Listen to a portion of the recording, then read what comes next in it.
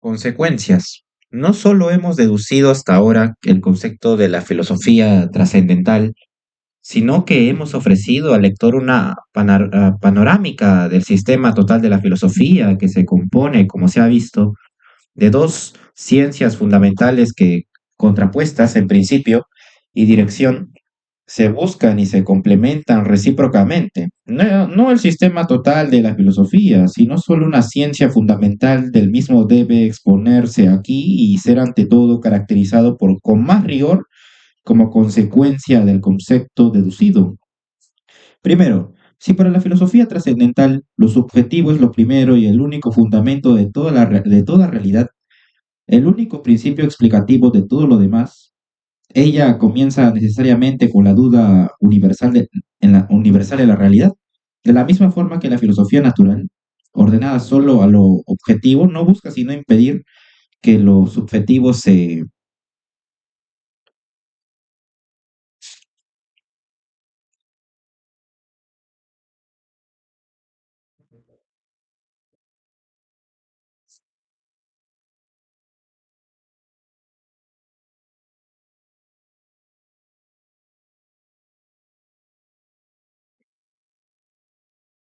mezcle su saber. Así el filósofo trascendental quiere evitar ante todo la confusión del objetivo. En el principio subjetivo puro del saber, el medio de distinción es el absoluto escepticismo, no el intermedio, dirigido solo contra los prejuicios comunes de los hombres, y que no mira nunca al fundamento, sino el escepticismo radical, que no dirige contra prejuicios particulares, sino contra el prejuicio fundamental, con el que todos los demás tienen que caer por su peso.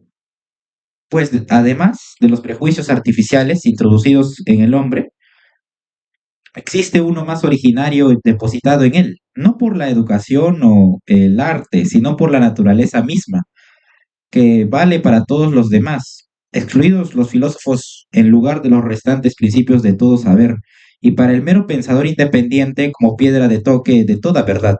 Este único principio fundamental al que se reducen todos los demás no es sino el de que existen cosas externas a nosotros, una suposición que, porque no reposa ni sobre principios ni sobre razonamientos, pues no hay ni una única demostración mantenible de ella, y porque no se deja destruir por ninguna demostración contraria. Naturam furca expellas tamen usque redivits. Tiene exigencias de certeza inmediata, y puesto que se refiere a algo completamente diferente y contrapuesto a nosotros, no se comprende en absoluto cómo llega inmediatamente a la conciencia, a no ser que se trate de un prejuicio, y en verdad de un prejuicio innato y originario, pero que no por esto tiene que ser considerado menos prejuicio. La contradicción de que una proposición no pueda inmediatamente ser cierta según su naturaleza y que, a pesar de eso, se acepte como tal ciegamente y sin fundamento, esto no lo sabe solucionar la filosofía trascendental, sino mediante el supuesto de que aquella proposición, de una manera subrepticia y sin que se comprenda hasta ahora, no es una sintética, sino idéntica a la misma con una conciencia inmediata. Mostrar esta identidad será el asunto propio de la filosofía trascendental. 2. Ahora bien, incluso para el uso común de la razón, no hay certeza inmediata fuera de la proposición yo soy, dado que pierde todo significado fuera de la conciencia inmediata. Ella es la más individual de todas las verdades y el prejuicio absoluto, el que tiene que ser aceptado ante todo si algo distinto debe ser cierto. La proposición hay cosas externas será cierta para la filosofía trascendental solo por su identidad con la proposición yo soy, y su certeza será solo igual a la certeza de la proposición de la que toma prestada la suya. El saber trascendental se distinguirá del común en dos puntos. Primero, que para él la existencia de las cosas externas es un mero prejuicio, sobre el que hay que elevarse para buscar sus fundamentos. Nunca puede ser el interés del filósofo trascendental demostrar la existencia de las cosas en sí, sino solo que es un prejuicio natural y necesario aceptar objetos externos como reales. Segundo, que él separa las dos proposiciones, yo soy y hay cosas fuera de mí, que coinciden en la conciencia común, antepone una a la otra, precisamente para demostrar su identidad y poder mostrar efectivamente la conexión inmediata que en el saber común solo es sentida. Mediante el acto de la separación misma, si es perfecto, nos introducimos en la forma de consideración trascendental, que en modo alguno es natural, sino artificial. 3. Si para el filósofo trascendental solo lo subjetivo tiene realidad originaria, solo hará inmediatamente su objeto a lo subjetivo en el saber. Lo objetivo solo será objeto indirectamente y en lugar de que el saber mismo, el acto del saber, desaparezca tras el objeto, como ocurre en el saber común, en el trascendental será el objeto como tal el que desaparezca tras el acto del saber. El saber trascendental es, por tanto, un ser, un saber del saber en tanto que es subjetivamente puro. Para la conciencia común, por la intuición solo se alcanza a lo objetivo y el intuir mismo se pierde en el objeto, en la consideración trascendental. Por el contrario, solo a través del acto de intuir se contempla lo intuido. Así el pensar común es un mecanismo en el que se dominan los conceptos, pero sin ser distinguidos como conceptos. El pensar trascendental rompe aquel mecanismo y en tanto que se es consciente del concepto como acto, se eleva al concepto del concepto. En el actuar común, el actuar mismo se olvida tras el objeto de la acción. El filosofar es también un actuar, pero no un actuar solo, sino al mismo tiempo un permanente autoinstruirse en este actuar. La naturaleza de la forma de consideración trascendental, por consiguiente, tiene que consistir en que en ella también es llevado a conciencia y de bien objetivo todo lo que en cualquier otro pensar, saber y actuar escapa a la misma y es absolutamente no objetivo o, en resumen, es un continuo autoobjetivarse de lo subjetivo. El arte trascendental consistirá precisamente en la habilidad para mantenerse continuamente en esta dualidad del actuar y pensar.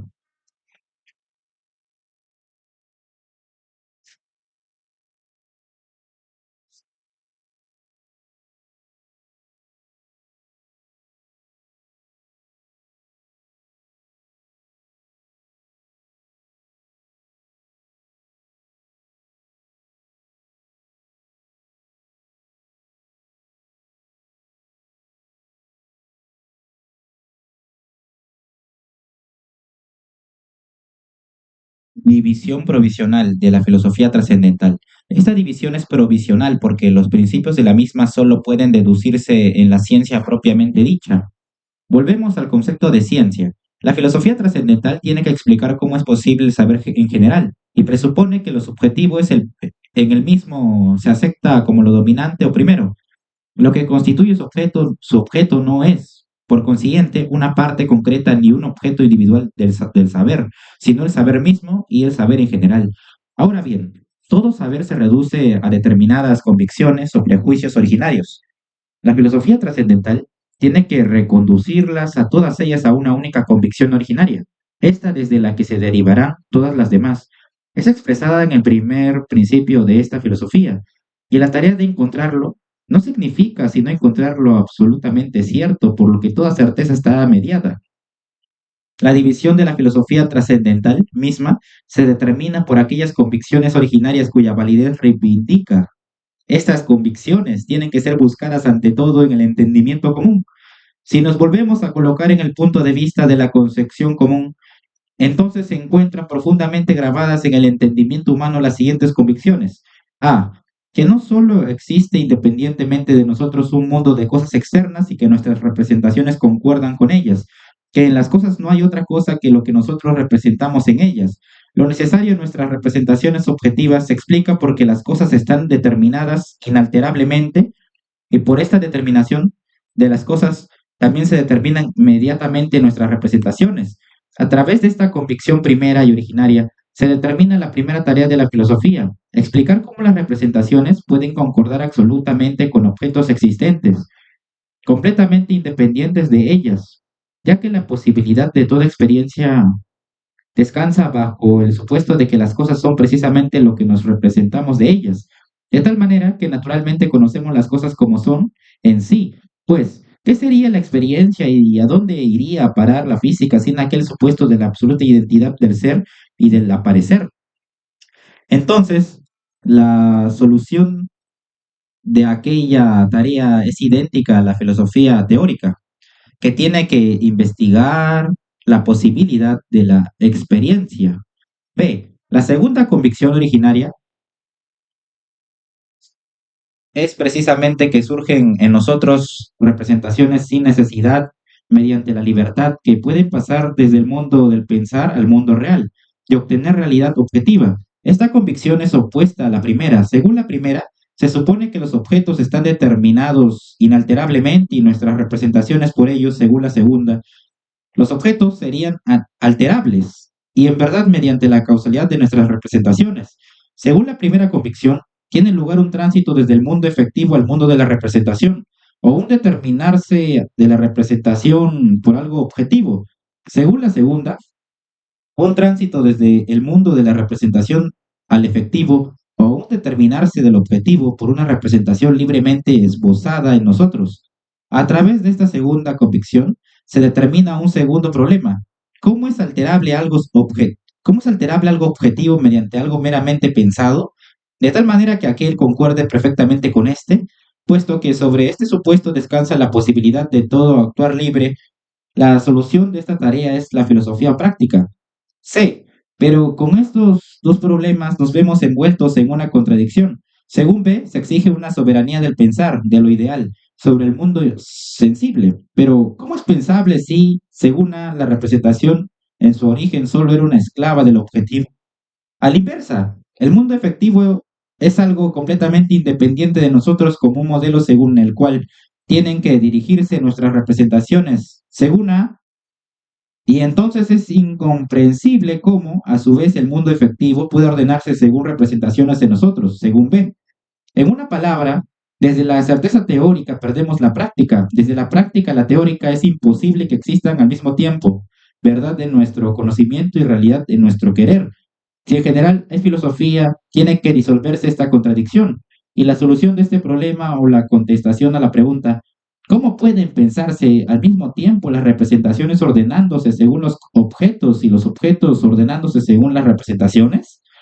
Esto no solo es la primera, sino la más alta tarea de la filosofía trascendental.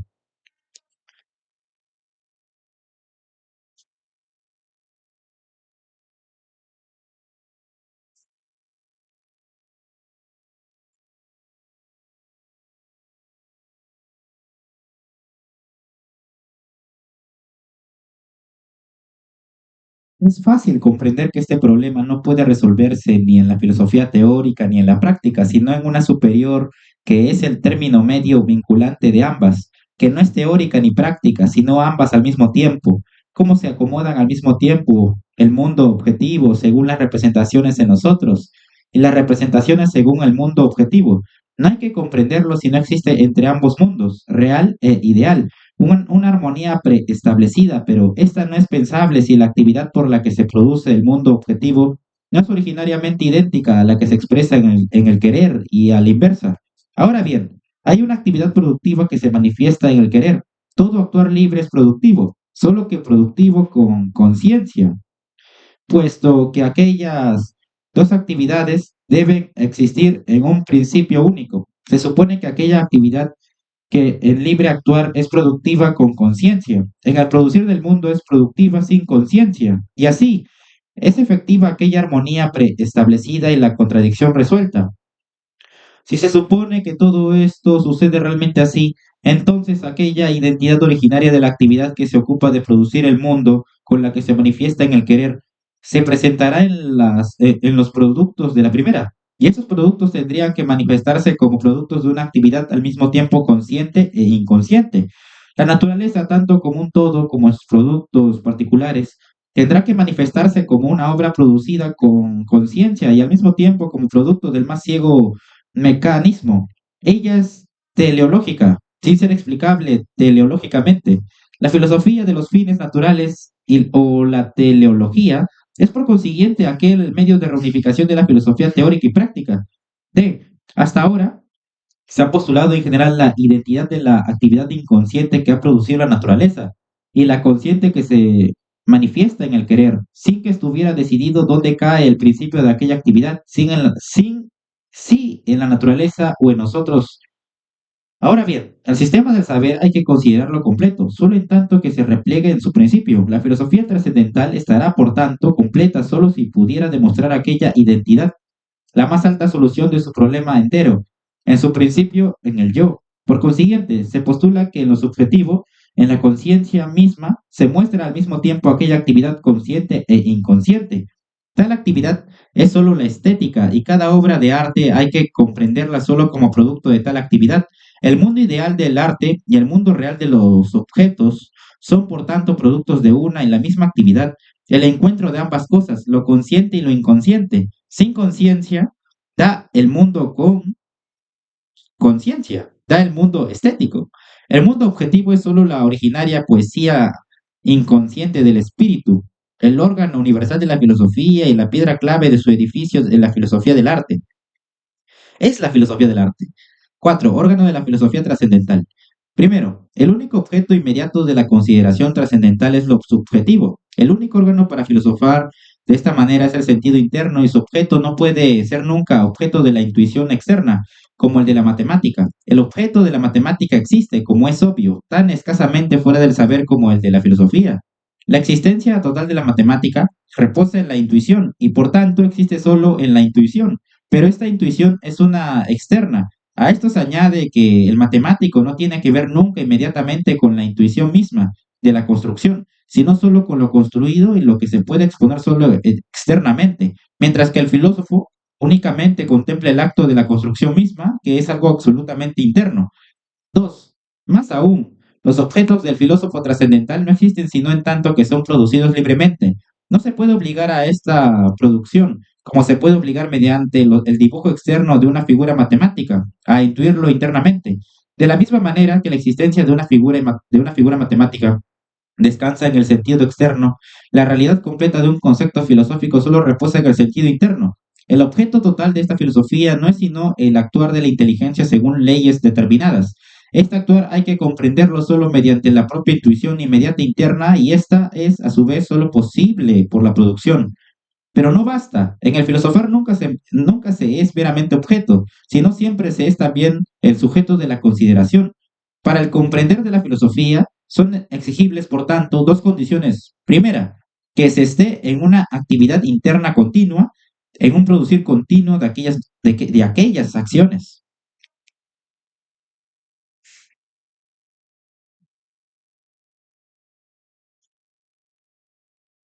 Aquellas acciones originarias de la inteligencia. Segunda, que se esté en una reflexión continua sobre este producir captado en una palabra, que sea siempre y al mismo tiempo lo intuido, el que produce y lo intuyente. Tres, por esta duplicidad constante del intuir y producir, debe devenir objeto lo que de otra manera no se reflejaría por nada. No se puede demostrar aquí, pero se hará en lo que sigue, que este llegar a ser reflejado de lo absoluto inconsciente y no objetivo solo es posible por un acto estético de imaginación. Pero desde lo que se ha demostrado ahora, ya es bastante evidente que toda filosofía es productiva. La filosofía reposa, por consiguiente, tanto como el arte en la capacidad productiva, y la distinción de ambos depende meramente de la diferente dirección de la fuerza productiva, pues en lugar de que la producción se dirija hacia afuera, como en el arte, para reflejar lo inconsciente por el producto, la producción filosófica se dirige inmediatamente a lo interior para reflejarlo en la intuición intelectual. El sentido propio con el que esta clase de filosofía tiene que ser aprendida es, por tanto, el estético, y precisamente por esto la filosofía del arte es el verdadero órgano de la filosofía. De la realidad ordinaria solo hay dos escapatorias, la poesía, que nos sitúa en un mundo ideal, y la filosofía, que hace desaparecer completamente el mundo efectivo ante nosotros. No se comprende por qué el sentido para la filosofía debe estar precisamente más extendido que el de la poesía, en particular bajo la especie de hombres que han perdido completamente el órgano estético, ya sea por el uso de la memoria, nada mata antes lo productivo, ya por la especulación muerta que anula toda imaginación. 4. No es necesario detenerse en los tópicos del sentido de la verdad, de la absoluta despreocupación sobre los resultados, si bien se podría preguntar qué otra convicción podría serle aún sagrada al que toma en su defensa como lo más cierto que existen cosas externas a nosotros, pero antes podemos echar un vistazo a las así llamadas exigencias del entendimiento común. Entendimiento común. El entendimiento común no tiene, no tiene en asuntos de filosofía otra exigencia que la de cualquier objeto de investigación, la de llegar a ser explicado completamente. No se trata de demostrar que sea verdadero lo que él tiene por tal, sino solo descubrir el carácter inevitable de sus ilusiones. Queda en pie que el mundo objetivo pertenece solo a las limitaciones necesarias que hacen posible la autoconciencia, el yo soy. Para el entendimiento común, es suficiente si desde esa consideración misma se deduce de nuevo la necesidad de la suya. A este efecto es necesario no solo que pongan de manifiesto el engranaje de nuestra actividad espiritual, que se descubre el mecanismo del representar necesario, sino también que se muestre por qué propiedad de nuestra naturaleza es necesario que lo que meramente tiene realidad de nuestro intuir se nos refleje como algo externo a nosotros, como la ciencia natural también produce el idealismo desde el realismo, en tanto que espiritualiza las leyes naturales como leyes de la inteligencia o le añade lo formal a lo material. Así la filosofía trascendental produce el realismo desde el idealismo, porque materializa las leyes de la inteligencia como leyes naturales en tanto que aporta lo material a lo formal. Excelente.